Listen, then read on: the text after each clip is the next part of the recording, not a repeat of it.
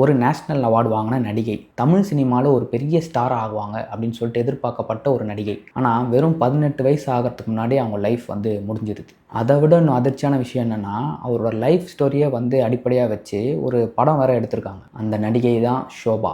ஷோபாவின் உண்மை கதை என்ன தெரிஞ்சுக்கலாம் வாங்க. தமிழ் மற்றும் மலையாள சினிமாவில் ஒரு ரொம்ப ஷார்ட் டைம்லேயே வந்து ஒரு மிகப்பெரிய ஒரு இம்பேக்டை கிரியேட் பண்ண ஆக்டர்ஸ்லேயே ஒருத்தர் வந்து இவங்க தான். இவங்களோட உண்மையான பேர் வந்து மகாலட்சுமி மேனன். இவங்க 3 வயசுலேயே வந்து பார்த்திங்கன்னா சைல்டு ஆர்டிஸ்டாகவே நடிக்க ஆரம்பிச்சிட்டாங்க. மலையாளத்தில் ஜீவித யாத்ரா அப்படின்ற படத்தோட இவங்களோட கரியர் வந்து ஸ்டார்ட் பண்ணுறாங்க. அதே வருஷத்தில் வந்து தமிழில் நாணல் அப்படின்ற ஒரு படத்தில் வந்து ஒரு குழந்தை நட்சத்திரமாக வந்து தமிழ் சினிமாவில் என்ட்ரு ஆகிறாங்க. அது மட்டும் இல்லாமல் தட்டுங்கள் திறக்கப்படும், இருகோடுகள், புன்னகை அப்படின்ற படங்கள்லாம் வந்து இவங்க சைல்டு ஆர்டிஸ்ட்டாக நடித்தாங்க. இவங்க ஆக்டிங் வந்து பார்த்திங்கன்னா ரொம்ப நேச்சுரலான இவங்களோட ஆக்டிங்னால பயங்கரமான ஒரு ஃபேன் பேஸை வந்து க்ரியேட் பண்ணாங்க. அதுக்கப்புறம் என்ன, சைல்டு ஆர்டிஸ்ட்லேருந்து அடுத்ததாக ஹீரோயினாக வந்து ஷிஃப்ட் ஆகுறாங்க.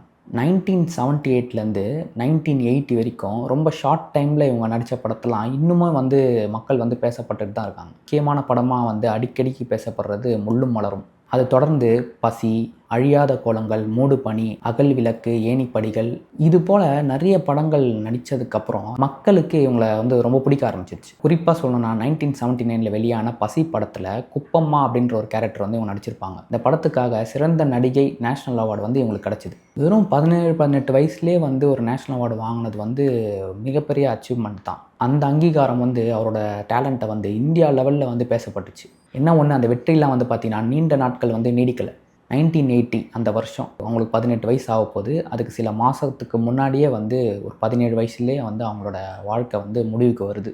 அவரோட மறைவு வந்து பார்த்திங்கன்னா தமிழ் மற்றும் மலையாள சினிமாவில் ரொம்பவே வந்து ஒரு அதிர்வலை வந்து ஏற்பட்டுச்சு. ஏன்னா இவ்வளோ சின்ன வயசில் இந்த ஒரு நடிகைக்கு இந்த விஷயம் நடக்கலாமா, மனசில் வந்து நிறைய கேள்விகள் வந்து எழுப்புச்சு. அந்த சம்பவத்தை சுற்றி இப்போவும் வந்து பல கேள்விகளும் பல விவாதங்களும் இன்னுமே வந்து நடந்துட்டு தான் இருக்குது. இந்த சம்பவம் வந்து பார்த்திங்கன்னா மலையாள இயக்குனர் கேஜி ஜார்ஜ் அவரை வந்து ரொம்பவே பாதிச்சுது. அதுக்கப்புறம் அவர் ஒரு படம் எடுக்கிறாரு, கோலிவுட் மரணம் ஃப்ளாஷ்பேக். ஆனால் அந்த படத்தில் ஷோபாவின் வாழ்க்கை வரலாறு அப்படின்னு சொல்லி எங்கேயுமே வந்து மென்ஷன் பண்ணலை. ஆனால் அந்த படம் வெளியானதுக்கப்புறம் நிறைய பேர் வந்து விமர்சனம் வச்சாங்க. என்னென்னா, இந்த படம் வந்து அப்படியே சிமிலராக வந்து ஷோபாவோட அவங்களோட லைஃப் ஸ்டோரி மாதிரியே இருக்குது அப்படின்னு சொல்லிட்டு கேஜி ஜார்ஜ் அவர் மேலே வந்து நிறைய விமர்சனம் வச்சாங்க.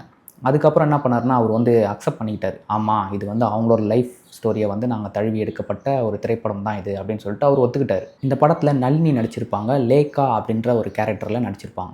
இந்த படத்தில் ஒரு கேரக்டர் இருக்குது, ஒரு டைரக்டரோட கேரக்டர். அந்த கேரக்டர் வந்து ஷோபாவோட லைஃப்பில் வந்து ஒரு முக்கிய கதாபாத்திரமாக வந்து இருந்திருக்காங்க. அதே மாதிரி இந்த படத்துலேயும் வந்து அந்த டைரக்டர் கேரக்டர் வந்து வச்சுருக்காங்க. அதுக்கு வந்து பரத் கோபி அப்படின்றவர் வந்து நடிச்சிருப்பார். இந்த படம் பிஸ்னஸ் வைஸில் நல்ல வெற்றியை வந்து சந்திச்சுது. ஆனாலுமே வந்து பார்த்திங்கன்னா படத்துக்கான எந்த விருதும் வந்து அளிக்கப்படலை அப்படின்றது தான் வந்து நிறைய பேருக்கு வந்து ஆச்சரியமாக இருந்தது. ஆனால் இன்றைக்குமே வந்து நடிகை ஷோபா அவங்களோட படத்தை பார்க்கும் போதெல்லாம் பலருக்கும் வந்த கேள்விகள், பலருக்கும் வந்த சிந்தனைகள்லாம் என்னென்னா, இன்னும் அவங்க இருந்திருந்தால் நிறைய படங்கள் நடிச்சிருப்பாங்க. ஏன்னா இந்த சின்ன வயசுலேயே இவ்வளோ டேலண்டடாக வந்து நல்ல எமோஷ்னல் ட்ராமா படங்கள் தான் அவங்க நடித்ததே முக்கால்வாசி பார்த்திங்கன்னா. அதுலேயும் வந்து ரொம்ப அழகாக வந்து அவங்க டேலண்ட்டை வெளிப்படுத்தி நடிச்சிருக்காங்களே, நிறைய அச்சீவ்மெண்ட் பண்ணியிருப்பாங்க, ஒரு பெரிய உயரத்துக்கு போயிருப்பாங்க அப்படின்னு சொல்லிட்டு பலரும் வந்து இந்த விஷயம் வந்து நினைக்கிறது உண்டு. இன்னுமே அவங்களுக்கான ரசிகர்கள் கூட்டம் இருந்துக்கிட்டு தான் இருக்குது. இந்த வீடியோ பார்க்குறவங்க யாராவது அவங்களோட ஃபேனாக இருந்தீங்கன்னா, அவங்க பண்ண படங்கள்லேயே ரொம்ப பிடிச்ச படம் எதுன்னு சொல்லி கமெண்ட்டில் சொல்லுங்கள். இந்த மாதிரி இன்ட்ரெஸ்டிங்கான தகவல் தெரிஞ்சுக்க இந்த சேனலை சப்ஸ்கிரைப் பண்ணிக்கோங்க. மறக்காமல் கமெண்ட் பண்ணுங்கள், லைக் பண்ணுங்கள், ஷேர் பண்ணுங்கள். பார்த்து பத்திரம். டாட்டா. தேங்க்யூ.